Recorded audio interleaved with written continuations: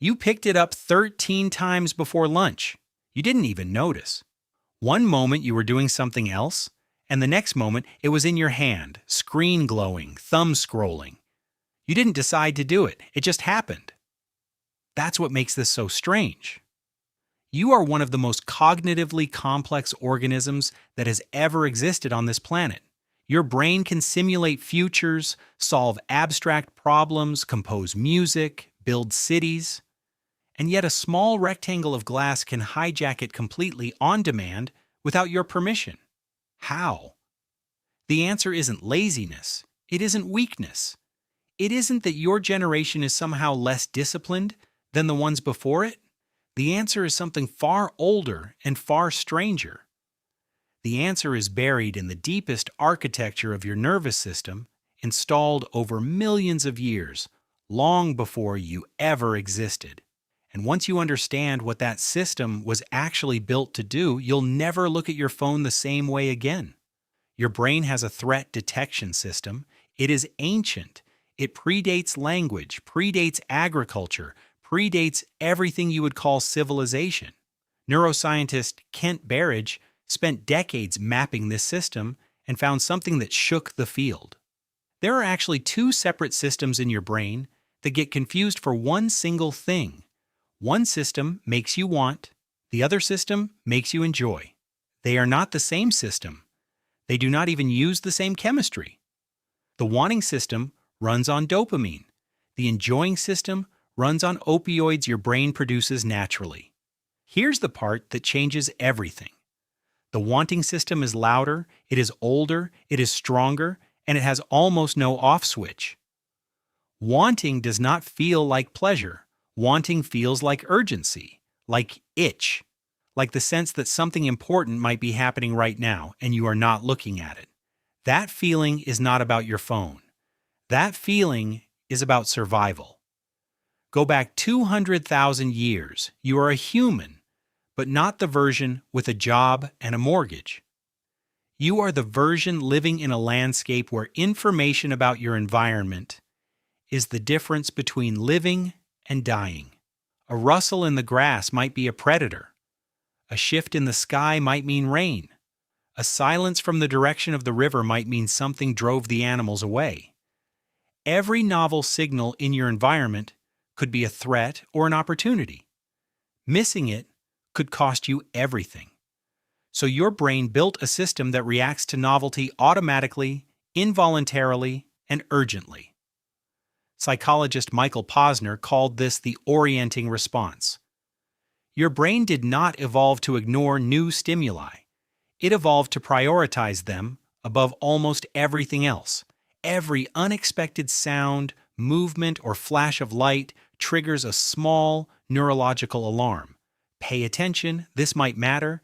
That system is still running in you right now. It never got an update. Evolution does not move that fast. Your phone is, from your ancient brain's perspective, a signal delivery machine of impossible power. Every notification is a novel stimulus. Every new post is a piece of environmental information. Your orienting response cannot distinguish from genuinely relevant survival data. Every red badge on an icon is a visual alarm your threat detection system interprets as something changed in your environment and you do not know what it is yet. And not knowing is the worst state your ancient brain can be in. Researcher Nir Eyal, who spent years inside the technology industry before writing about its mechanisms, described the core loop this way. A trigger, internal or external, produces an action. The action produces a variable reward.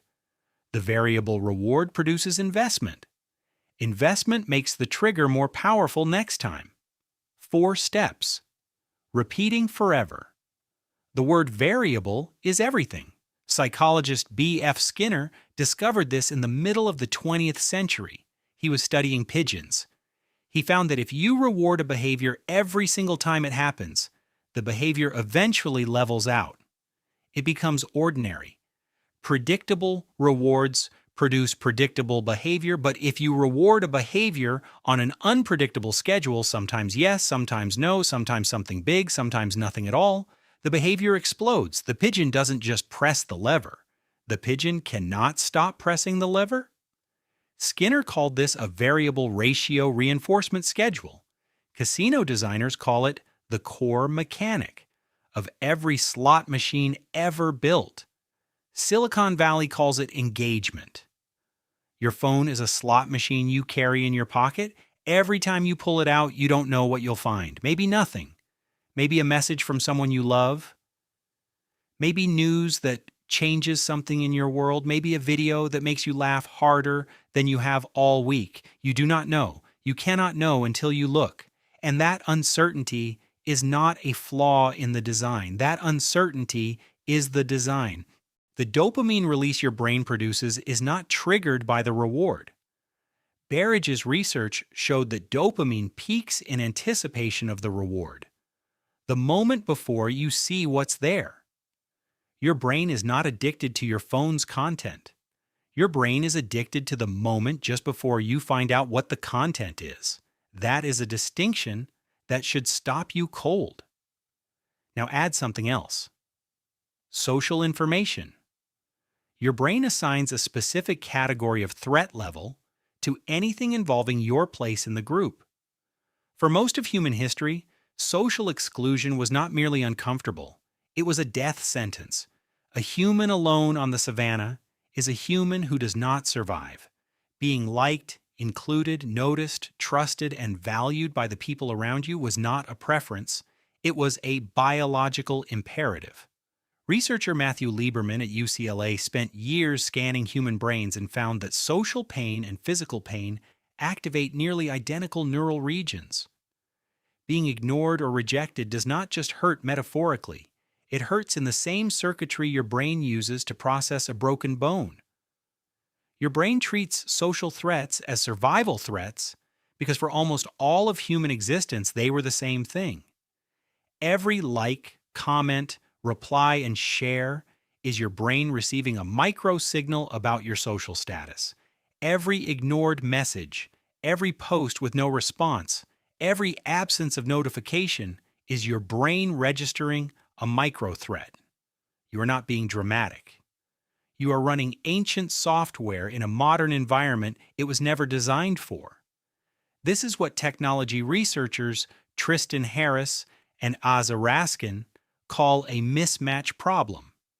Your brain's hardware was built for one world. It is now operating in a completely different one. The instincts are intact. The environment they were calibrated for is gone. What's left is a system that was once extraordinary at keeping you alive, now firing constantly in response to stimuli that have been deliberately engineered to trigger it. And the engineers knew. That is not a conspiracy theory. It is documented. Former product designers from the largest social platforms in the world have described in public, in writing, in congressional testimony, the explicit goal of maximizing what the industry calls time on device. Your attention is the product being sold. The buyer is the advertiser. The mechanism of capture is the same dopamine-driven novelty loop your ancestors used to survive the Pleistocene. You are not weak for being caught in it. You are human. The system was built by people who understood your neurology better than most people understand their own. So what does that mean for you right now today? It means that every time you reach for your phone without intention, you are not making a choice. You are being triggered. The orienting response fires, the dopamine anticipation builds, the hand moves, and you are 3 scrolls deep before conscious thought even enters the picture. The decision didn't happen. The behavior happened first. Knowing this doesn't immediately fix it, but it changes the location of the problem. The problem is not your character. The problem is a mismatch between a system built for one world and an environment engineered to exploit that system in another. The researchers who study this most carefully do not say stop using your phone. They say introduce friction. Make the reflex harder to complete. Move the apps. Turn off the badges, add 1 moment of conscious pause between the trigger and the action. Not because willpower wins, but because your ancient brain needs a half-second gap to let the prefrontal cortex arrive at the party. Your ancestors survived because they couldn't ignore a signal. That reflex kept your entire lineage alive across 200,000 years of genuine danger. It is not a defect. It is the reason you exist.